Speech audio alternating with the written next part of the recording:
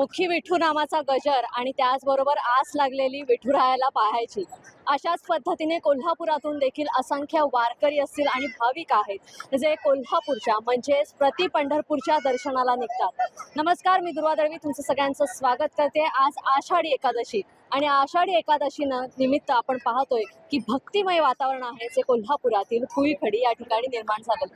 हा सगळा जनसमुदाय जर तुम्ही पाहिला तर हे सगळे भाविक आहेत जे कोल्हापुरातील असतील, सांगलीतील असतील आणि त्याचबरोबर सीमा भागातील अनेक भाविक आहेत जे दरवर्षी कोल्हापुरातील हा भक्तिमय स्वरूपामध्ये रंगणारा रिंगण सोहळा पाहण्यासाठी या ठिकाणी येतात। आणि हाच रिंगण सोहळा पाहण्यासाठी आता असंख्य भाविक आहेत जे या ठिकाणी जमलेले आहेत। कोल्हापुरातील ज्ञानेश्वर माऊली मंडळाच्या तर्फे पालखी निघते। ही पालखी कोल्हापूर शहरातून या कुईखडी ठिकाणी येते। या कुईखडीवरती आहे जे महत्त्वाचं असं उभं रिंगण पार पडलं जातं आणि या उभा रिंगणानंतर नंदवाळलाच हे सगळे भाविक आहेत जे आषाढी एकादशी निमित्त विठुरायाच्या दर्शनासाठी निघतात। कोल्हापुरातील अनेक पारंपरिक दिंड्या आहेत ज्या दिंड्या ह्या वारीबरोबर कोल्हापुरातील या कुईखडीच्या ठिकाणी येतात आणि त्यानंतर या ठिकाणचा रिंगण सोहळा संपन्न होतो। मोठ्या भक्तिभावाने हा रिंगण सोहळा संपन्न होतो। या ठिकाणी आपण पाहतोय ह्या सगळ्या महिला आहेत ज्या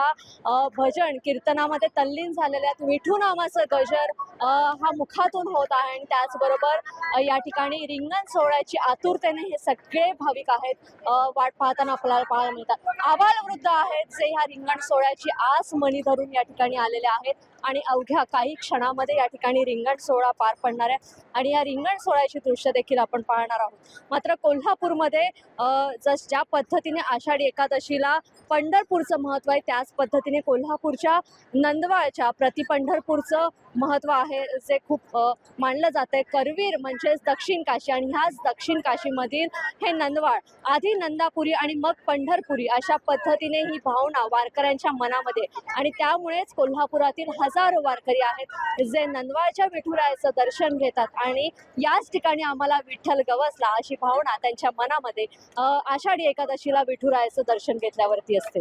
पंढरपूरला जाऊन आलो की आणि आता नंदवाळची वारी करायला लागलो। नंदवाळची वारी का महत्त्वाची असते? प्रति पंढरपूर म्हणून काय महत्त्व आहे प्रति पंढरपूर? पूर्वीच्या कालापासून पंढरपूर नंदवाळचं पंढरपूर हे स्वतः पांडुरंग पहाटे 5 वाजेपर्यंत तिथं थांबतो। कुठं? इथं नंदवाळमध्ये अशी ते वारीचं महत्त्व आहे। कोल्हापुरात लाखो कोल्हापुरातनं नंदवाळला वारी पायी चालूच वारी करतात। 10 वर्ष इथं येतोय, तिकडे येतोय म्हणजे पंढरीसनं आलो की मग इथं येतोय। दरवर्षी पंढरपूरला जाता आणि मग इकडे येतो। कसा असतोय रिंगण सोहळा इथला? काय काय होतं? शिव बी चांगला आहे आणि तो बी चांगला। आम्ही गेल्या 10 वर्षापासून इथे रिंगण सोहळा दरवर्षी न चुकता बघायला येतोय। रिंगण सोहळा झाल्यानंतर आम्ही पालखीसोबत नंदवाळला जातोय, तिथलं देवदर्शन करून येते। या वर्षी पाऊस नाही म्हणून आम्हाला खूप आनंद झालेला आहे।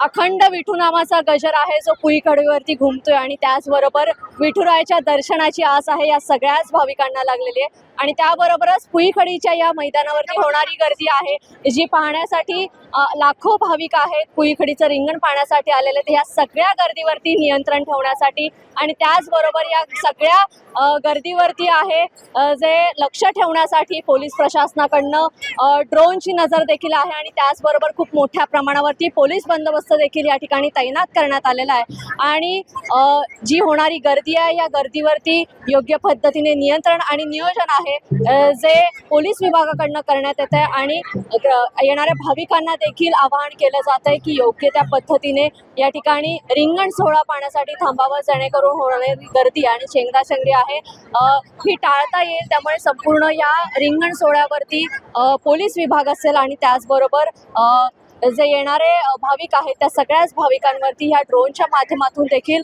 लक्ष ठेवण्यात आलेलं आहे। आपण पाहतोय की ह्या रिंगण सोहळ्याला आहे खूप मोठ्या संख्येनं भाविक या ठिकाणी जमलेले आहेत आणि हा रिंगण सोहळा आता सुरू होतोय।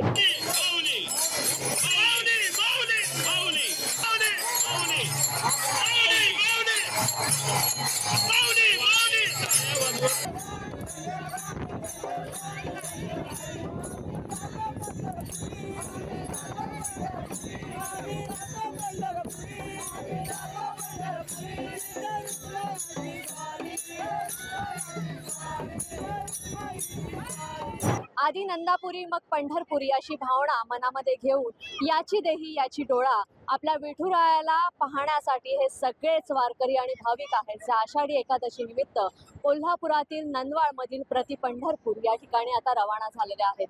रिंगण सोहळा पार पडून त्यानंतर विठुरायाचा अखंड नाम मुखी घेऊन आहेत हे नंदवाळकडे रवाना झालेले वारकरी. आणि अशाच पद्धतीने मोठ्या उत्साहात कोल्हापूरमध्ये आषाढी एकादशीचा हा सोहळा संपन्न झाला. याबरोबरच मी तेच थांबते. लोकमतसाठी कोल्हापूरहून दुर्वा दळवी. धन्यवाद.